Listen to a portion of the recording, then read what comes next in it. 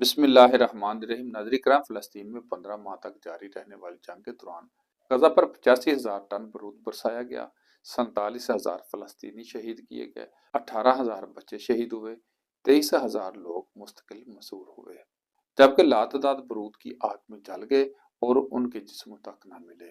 پورے غزہ کو شدید قحط اور پانی کی کمی کا سامنا ہے، جبکہ تمام ہسپتال تباہ ہو چکے ہیں۔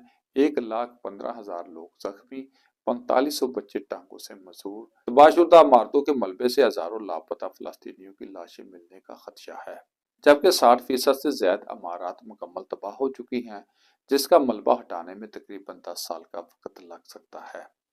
غزہ میں اب کون حکومت کرے گا، اس کا فیصلہ ہونا ابھی باقی ہے۔ حماس کی پہلی، دوسری اور تیسری قیادت شہید ہو چکی ہے، لیکن اگر ایک سال مزید یہ معرکہ اسی طرح جاری رہتا تو غاصب ریاست کے ساتھ ساتھ امریکہ بھی ایک خطرناک بحران کا شکار ہو جاتا۔ ٹرمپ الیکشن جیتنے کے بعد جنگ بندی کرانے میں کامیاب ہو گیا، اور جنگ بندی معاہدے کے جو نتائج سامنے آئے ہیں اس کا اندازہ امریکی حکومت کو بھی نہیں تھا۔ اتنی تباہی بربادی کے باوجود فلسطینی فتح کا جشن منا رہے ہیں، جبکہ غاصب ریاست میں اس معاہدے کے بعد بڑے پیمانے پر سوگ منایا گیا اور انہیں اپنی شکست بھی تسلیم کرنا پڑی۔ آخر ایسے کیسے ممکن ہوا؟ دراصل معاہدے طاقت کے متقاضی ہوتے ہیں۔ ایک غیر اصولی معاشرے میں ایک فریق دوسرے فریق کو جھکانے کی طاقت رکھتا ہے، معاہدے پر عمل بھی ہوتا ہے، ورنہ کمزوروں سے معاہدے نہیں ہوتے۔ انہیں بڑی طاقتیں جبرن غلام بنا کر رکھتی ہیں۔ مزاحمت جب تک طاقت کا مظاہرہ کرتی رہے گی، معاہدے کی پاسداری بھی ہوتی رہے گی۔ دراصل اسرائیل اس مرتبہ بھی 1948 جیسے عزائم لے کر فلسطین کے ان علاقوں پر حملہ آور ہوا جو اقوام متحدہ نے فلسطینی ریاست کو دیے تھے۔ اپنی پوری طاقت کے ساتھ وسیع پیمانے پر قتل عام کیا۔ صرف ایک ہفتے کے اندر 8 لاکھ کے قریب فلسطینی اپنے علاقوں سے ہجرت کرنے پر مجبور ہو گئے۔ ان کی زمینوں کو پہلے ملٹری زون قرار دے کر ضبط کر لیا گیا، پھر وہاں یہودی بستیاں قائم کر لی گئی، جبکہ سینکڑوں شہروں کو ملیہ میٹ کر کے یہ تاثر دیا گیا کہ یہاں کچھ بھی نہیں تھا۔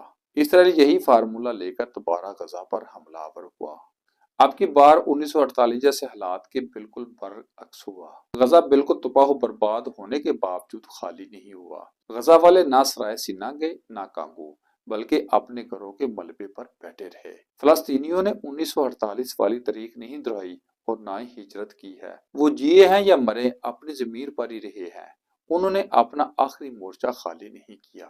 جو لوگ 1948 میں اپنے علاقوں سے بے دخل کیے گئے تھے، اقوام متحدہ کی قراردادوں کے باوجود اسرائیل نے انہیں آج تک واپسی کا حق نہیں دیا۔